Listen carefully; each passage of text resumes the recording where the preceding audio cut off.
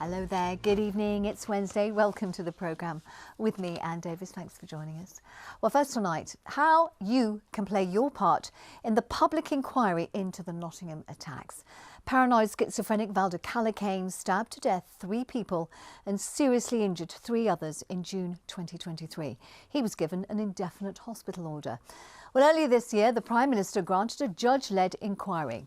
Now the Nottingham Inquiry website, that's gone live and is asking for members of the public to help if they've been directly affected by a fatal attack involving someone who was under the care of mental health services. Now the inquiry is being led by Her Honour Deborah Taylor. The work of the inquiry will fall under broadly 2 headings. Firstly, what happened, when and why? And secondly, what can be done to prevent similar events happening again? Much preliminary work has already been done. The inquiry legal team have already started to gather documentary evidence from some organisations and will continue to send detailed requests to others.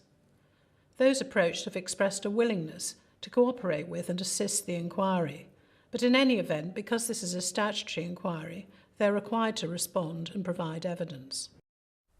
Well, Emily Anderson's been having a look at how you might be able to get involved. Emily. Yes, this is an important stage in the process. It's nearly 2 years since the deadly attacks. In the early hours of the 13th of June 2023, a man with paranoid schizophrenia killed 3 people on the streets of Nottingham. School caretaker Ian Coates and university students Grace O'Malley Kumar and Barnaby Webber. He also tried to kill pedestrians Wayne Burkitt, Sharon Miller and Marcin Gawronski by running them over. Now, after a long campaign, an inquiry into the killings has begun. And this is where you might be able to help. The Nottingham Inquiry website includes a questionnaire. You're being asked to take part if your family member or friend has been killed by a person who was under or previously under the care of mental health services, or if your family member or friend was the perpetrator. Now, in both circumstances, the cases need to have been through the legal process, either through a criminal conviction or being unfit to plead. The Nottingham attacks are not the only incident of homicide by mental health patients, and I therefore want to make recommendations which are effective, evidence-based and of general application, and to do so will be drawing on evidence about other similar cases.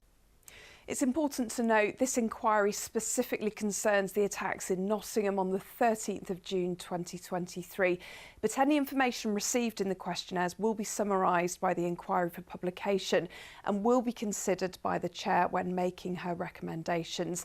Now, if you'd like more information about the inquiry or you want to get involved, you can go to this website, nottingham.independent-inquiry.uk, or you can email info@nottinghaminquiry.uk. Well, thanks for that, Emily. Well, the inquiry has the power to call individuals as witnesses from our police service to the NHS and call them to account. As much as this is an inquiry into the Nottingham attacks, it'll also be important for the wider city who use Nottingham's public services. Well, Greg Almond is from Rothera Bray solicitors and represents 2 of the survivors as well of the attacks. Thank you so much for coming in to speak to us. I mean, it does seem a massively encompassing report. How important is it that other people do get in touch? Because I know it's what the families want. Yeah, it's really important, and I think the inquiry chair has been quite clear. She wants engagement from people with experience of homicide and mental health. So that's important nationally, but it's important for the local people of Nottingham to get involved in the public inquiry. And why is it important? What will it add?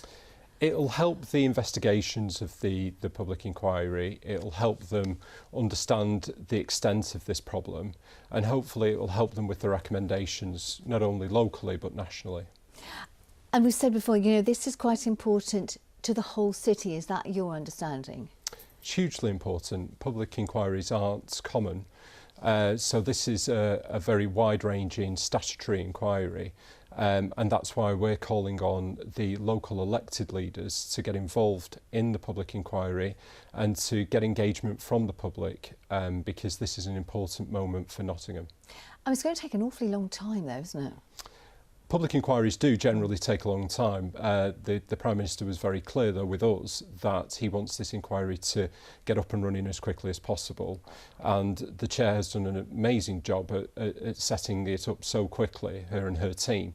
So we're very confident that we will hopefully get a conclusion within 2 years, which sounds a long time, but actually in the scheme of this is quite a quick inquiry.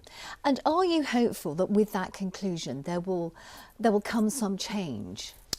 I think that's the most important thing. We always hear about lessons being learnt, but action's needed, and that's why we want our local elected leaders to get involved early, so that when those recommendations are made by the inquiry team and by the Chair, that action is taken immediately. That's the most important thing. And are you confident as well that it will give the people of Nottingham more confidence? That's the most important thing, but they need the confidence that change is going to happen. OK, well, we'll leave it there. Greg, thanks very much indeed for speaking to us.